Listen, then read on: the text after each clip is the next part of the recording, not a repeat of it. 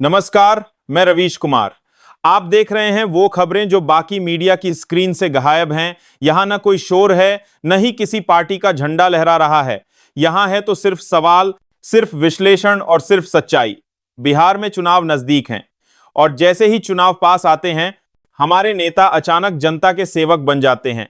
वही नेता जो बाकी साल विकास को सिर्फ भाषणों में ढूंढते हैं, वो अब हर नुक्कड़, हर गांव, हर पंचायत में विकास की तस्वीर दिखा रहे हैं। बिहार चुनाव 2025 को लेकर अब एक बड़ी हलचल हुई है। मुख्यमंत्री नीतीश कुमार ने एक अहम बैठक बुलाई है। इसमें जेडीयू के प्रदेश भर से आए जिलाध्यक्षों, विधानसभा प्रभारियों और वरिष्ठ नेताओं को बुलाया गया। बैठक का एजेंडा पार्टी को फिर से सत्ता में लाने का मंत्र, लेकिन क्या इस मंत्र में अब भी वो असर है? यही सवाल आज का केंद्र है। बैठक का आयोजन पटना के श्री कृष्ण मेमोरियल हॉल में किया गया। मंच पर नीतीश कुमार गंभीर मुद्रा में बैठे थे। चेहरे पर वही पुराना संयम, लेकिन आंखों में तनाव की हल्की रेखाएं थीं। नीतीश कुमार ने कार्यकर्ताओं से कहा, चुनाव आसान नहीं होगा, लेकिन हम हार मानने वाले नहीं हैं। नीतीश ने कहा कि हमें फिर से गांव गांव जाना है, लोगों से मिलना है और बताना है कि बिहार में हमने क्या किया है। और मैं सोचता रहा, क्या सच में लोग भूल जाएंगे कि पिछले कुछ सालों में बिहार की क्या हालत रही? अपने संबोधन में नीतीश कुमार ने विकास की लंबी फहरिस्त गिना दी। सड़कों का विस्तार, हर घर नल, जल योजना, छात्रवृत्तियों में बढ़ोतरी, अपराध पर नियंत्रण। लेकिन इन योजनाओं का जिक्र करते वक्त उन्होंने एक बार भी ये नहीं कहा कि इन योजनाओं में गड़बड़ियों की शिकायतें भी आई हैं। नीतीश ने कहा, हमारे खिलाफ झूठा प्रचार किया जा रहा है, विपक्षी दल जनता को बहका रहे हैं। अब सवाल उठता है, अगर आपकी योजनाएं इतनी कामयाब हैं तो जनता बहक क्यों रही है, या फिर जनता अब आपसे ऊब चुकी है? बैठक में कार्यकर्ताओं को कहा गया कि वे घर घर जाकर बताएं कि नीतीश सरकार ने कितनी योजनाएं शुरू की हैं। पंचायत स्तर पर बैठकों का आयोजन करें, युवा सम्मेलन करें और सोशल मीडिया पर एक्टिव रहें। अब जो पार्टी 18 साल से सरकार में है, उसे आज भी अपनी योजनाएं बताना पड़ रहा है। इसका मतलब साफ है, लोगों को असर नहीं दिखा, सिर्फ आंकड़े दिखाए गए।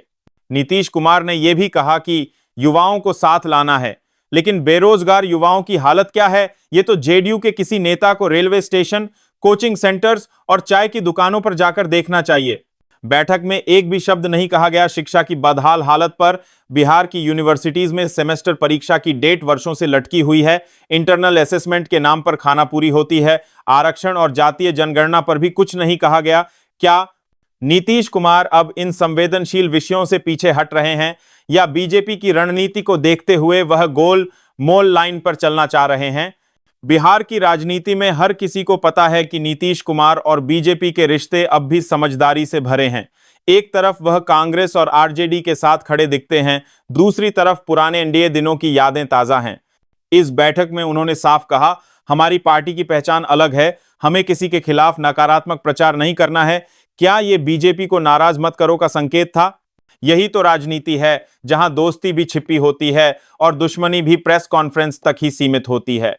नीतीश कुमार ने महिला आरक्षण, साइकिल योजना और छात्राओं को स्कॉलरशिप का जिक्र किया। उनका इशारा साफ था, महिला वोटर को फिर से पार्टी की तरफ खींचना है। लेकिन क्या महिलाएं अब भी उसी भावुकता से वोट देंगी, या अब सवाल पूछेंगी? जहां तक युवाओं की बात है, बिहार के लाखों युवा अभी भी दिल्ली, पंजाब, हरियाणा और मुंबई की तरफ पलायन कर रहे हैं। नीति आयोग की रिपोर्ट कहती है कि बिहार के विकास इंडेक्स में शिक्षा और रोजगार सबसे नीचे हैं।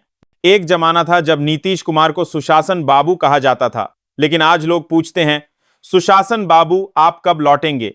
क्योंकि अब सुशासन की जगह सामंजस्य की राजनीति दिखती है। विपक्षी पार्टियां जैसे आरजेडी, कांग्रेस और सीपीएमएल अब खुलकर सवाल कर रही हैं।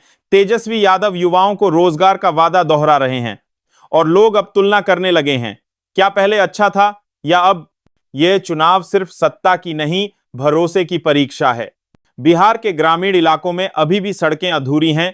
कई जगह शौचालय सिर्फ कागजों में बने हैं और किसानों को समय पर अनुदान नहीं मिल पाता। इन मुद्दों को लेकर जमीनी कार्यकर्ता ही सवालों के घेरे में आ जाते हैं। बिहार के ग्रामीण इलाकों में अभी भी सड़कें अधूरी हैं। नीतीश कुमार की इस बैठक का सबसे दिलचस्प पहलू था आत्ममंथन का अभाव। किसी भी नेता ने मंच से यह नहीं कहा कि हमसे भी गलतियां हुई हैं।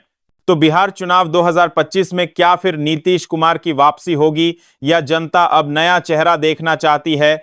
क्या ये बैठक कार्यकर्ताओं को जीत का मंत्र दे पाई या ये एक डूबती नैया को बचाने की आखिरी कोशिश थी?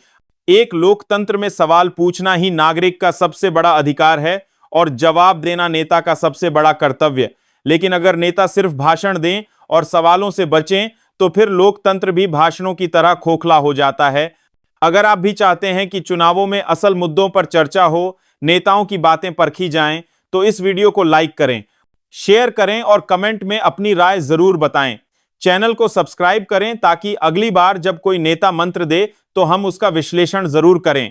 मैं हूं रवीश कुमार और आप देख रहे हैं जिम्मेदार पत्रकारिता का आखिरी बचा हुआ कोना।